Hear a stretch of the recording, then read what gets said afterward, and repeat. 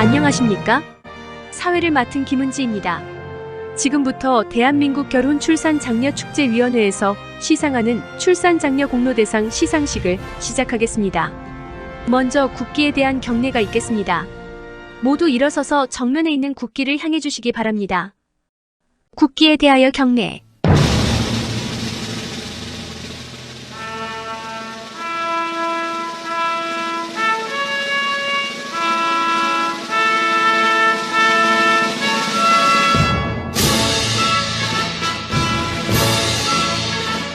나는 자랑스러운 태극기 앞에 자유롭고 정의로운 대한민국의 무궁한 영광을 위하여 충성을 다할 것을 굳게 다짐합니다.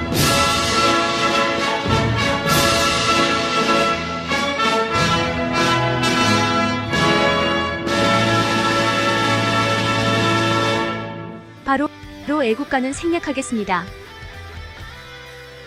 본 출산장려 공로대상은 저출산 극복의 혼인율 높여야 출산율 높아진다.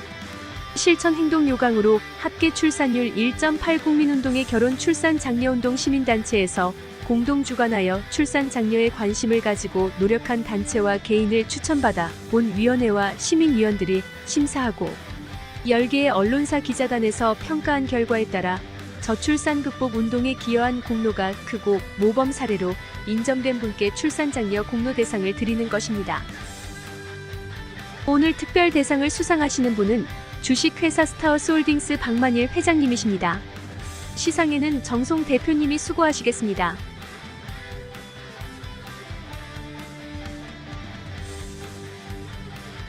출산장려 공로대상 스타워스홀딩스 대표이사 겸 회장 박만일. 위는 저출산 극복의 혼인율 높여야 출산율 높아진다. 캠페인에 동참하고 출산율 저하로 인한 인구 소멸의 저출산 극복의 공로가 인정되며 합계 출산율 1.8 장려 국민운동을 실천하여 본 상을 드립니다. 2024년 3월 3일 대한민국 결혼출산장려축제위원회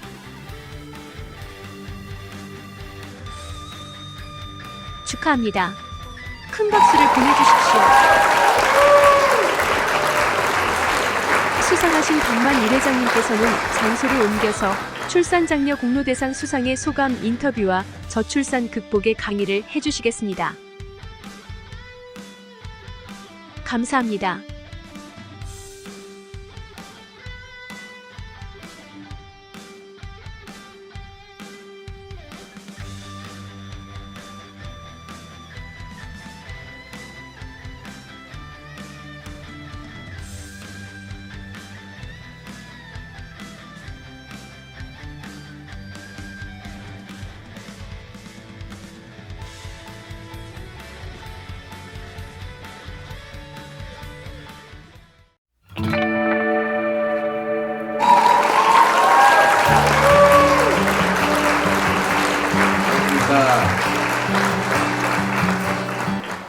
우리나라 합계 출산율은 2022년 기준 0.78명입니다. 2023년 4분기는 0.6명으로 낮아졌으며 합계 출산율은 가임 여성의 산출이지만 남녀 2명이 만나서 아기 2명이 태어나야 정상인데 0.6명의 아기가 태어난다는 것과 같고 이는 세계 최하위의 출산율입니다. 지방은 이미 시군구 100여 개가 인구 소멸 지역이 될 수 있고 아기 울음소리가 없어진 지 오래되었으며 원래 신입생이 없는 초등학생 학교가 151개가 있습니다. 1970년도 102만 명 출생, 2001년도 57만 명에서 2022년 기준 출생아 25만 명도 무너졌습니다. 이미 우리는 돌아올 수 없는 다리를 건넜습니다. 그러나 다시 돌아올 다리를 건설해야 하는 것입니다. 이처럼 존엄한 현실에서 특단의 조치가 없으면 영국 옥스퍼드 대학 인구문제연구소 홀먼 교수 말대로 대한민국은 지구상에서 소멸국가 첫 번째입니다. 25만 명 출생은 향후 군인 부족으로 국가 안보가 큰 문제입니다. 북한, 중국, 러시아, 일본에 둘러싸인 우리나라는 적절한 군인 숫자가 있어야 하는 것이 엄연한 현실입니다.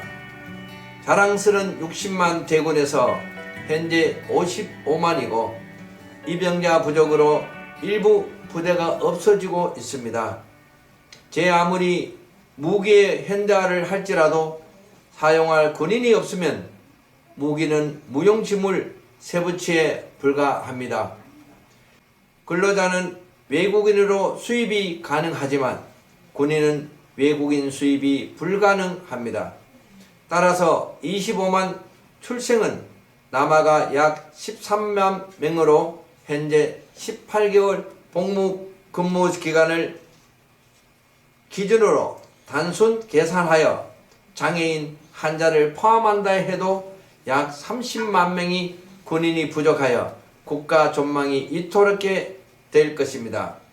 그렇다고 북한이나 이스라엘처럼 여성의 의무 징병을 할 수 없고 젊은이들에게 현재 군복무 기간을 48개월 한다는 것도 불가능하고 북한군 120만 명보다 현재의 적어 국가적으로 큰 위기가 닥칠 지경입니다.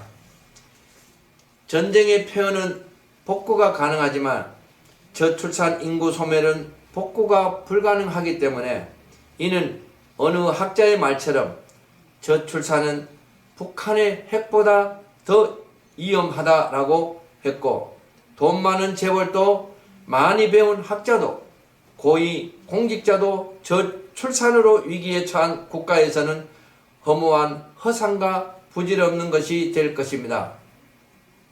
이것은 분명 재앙이고 20년 후 우리 앞에 현실을 닥쳐오고 있습니다. 금방입니다. 50세는 70살이 되고 현재 30세 직장인이 청년 퇴직도 안 되는데 저출산으로 국가위기가 오면 어찌 될지 암담한 것입니다.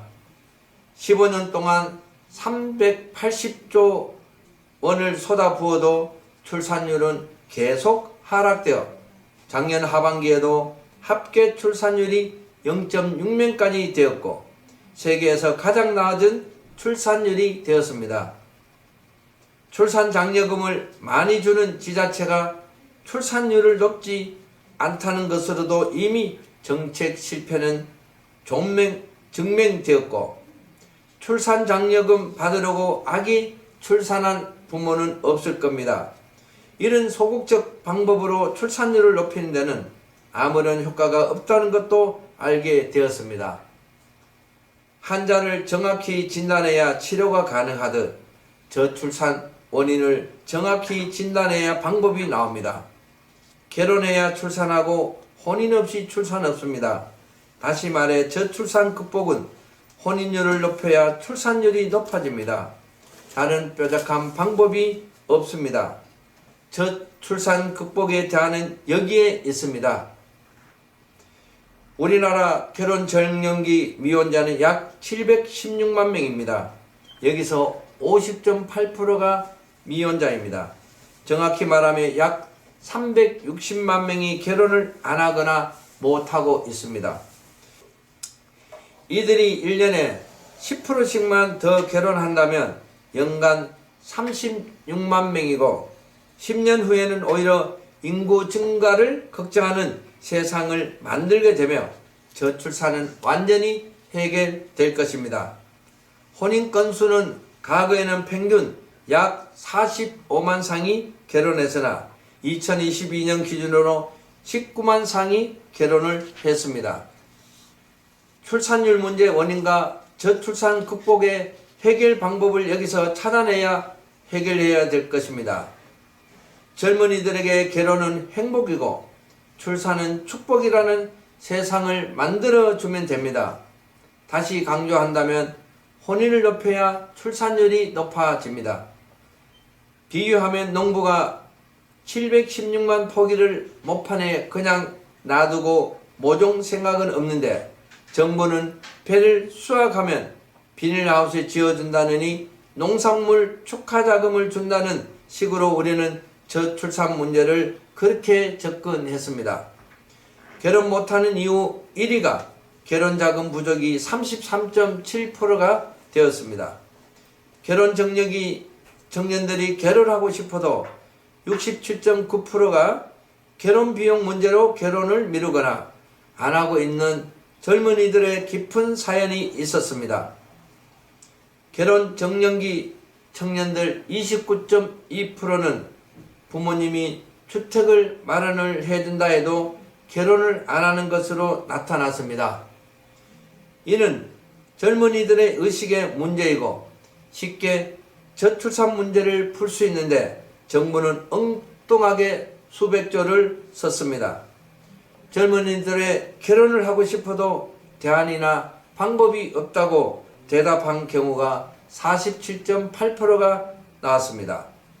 과거에는 중매가 성행했고 각종 모임이나 회사 동아리 등이 많았는데 지금은 배우자를 만날 기회가 전혀 없게 만들어졌습니다. 직장에서 나타나는 푸념 섞인 말은 정면으로 쳐다봐도 상대가 불쾌하면 성희롱이라 하다거나 예쁘다고 칭찬하면 성희롱으로 처벌받는다는 조심하는 것이 보편화되어 우습게 등 뒤에 배우자 구함 포스트를 붙이고 다녀야 할 판이라는 농담의 경우도 있다고 합니다. 더욱 심각한 문제는 결혼에 대해서 부모님과 의논하는 경우 1.5%는 부모 역할이 미미하고 가정에서도 무방비하고 자신이 나서서 결혼하려고 해도 배우자를 찾고 만날 기회가 전혀 없다는 것입니다. 이제 부모들이 나서는 운동을 전개할 것입니다. 통계청 조사에 따르면 미혼 남녀 결혼하지 않는 주된 이유가 기대에 맞는 사람을 만나지 못한 이유가 1위로 나타났습니다. 젊은이를 위한 만남의 축제를 활성화해야 할 이유가 여기에 있습니다. 한국에는 외국인이 약 300만 명이 살고 있으며 다문화 가정은 110만 상으로서 한국도 다문화 국가가 진입되어 있고 다문화는 인구 정책에 기여한 바 큽니다. 그러나 지금까지 다문화 정책은 인권 사각지대였습니다. 외국인 배우자의 선택과 만남 소개부터 F6 비자 신청과 입국하여 결혼 생활까지 대부분 개인 브로커들에게 맡겨 문제점이 많았으며 여성에게는 자체가 행복인 결혼식은 23%밖에 안 되어 애국심이나 행복한 가정보다는 파경으로 나타나고 자녀를 낳고 국적까지 취득하여 대한민국 국민이 되었어도 주변의 편견과 차별대우 문제점에 국가는 그들에게 아무런 도움이 되지 못했습니다. 한국 청소년 정책연구원 조사에 따르면 우리나라 청소년 59.9%가 결혼을 안 해도 된다는 청소년들의 결혼에 대한 충격적인 의식 조사가 있습니다. 이는 망국의 징조이고 우리 사회의 책임이자 국가의 책임이고 우리 어른들이 잘못 시킨 교육입니다. 우리는 저출산 극복을 반드시 해결하고 합계 출산율 1.8명 목표에 총력을 다할 것입니다. 감사합니다.